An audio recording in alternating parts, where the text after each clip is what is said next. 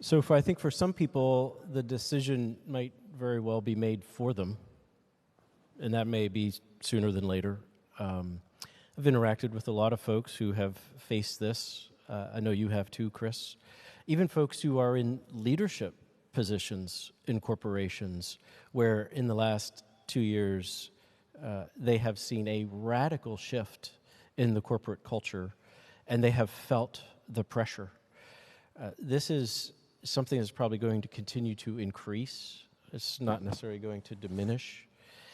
And it's, of course, incumbent on the individual to work through that, their own context, and in their own context, what is best for them, what is best for their family, and they are responsible for their conscience before God.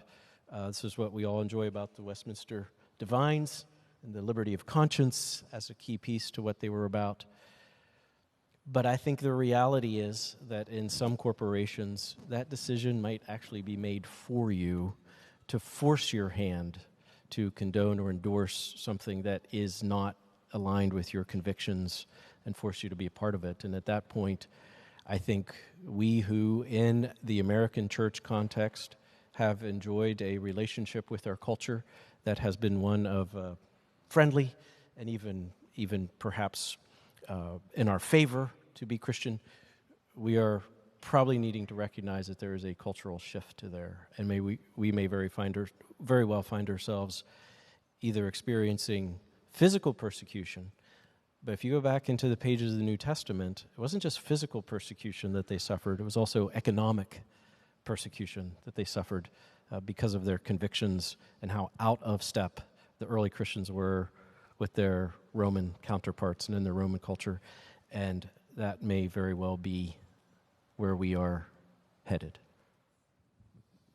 Yeah, I think we as the church in United States are really beginning to see, for the first time in a sweeping way, just how much the world does hate us.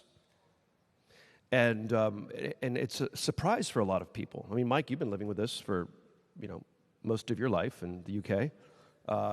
Most of the Christians throughout the continent of Europe have been living like this for a long time.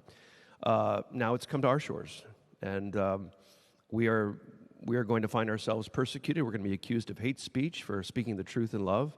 We're going to be accused of being obstinate and intolerant simply because we're striving to proclaim the gospel of Christ and the exclusivity of Jesus Christ. We'll be considered bigoted. We'll be considered just difficult to get along with. We're beginning to face what many of the Christians faced even in the early centuries of the church. And so it shouldn't be a surprise to us. Persecution shouldn't be a surprise to us. Yet that doesn't mean we cease to shine as a light to the world.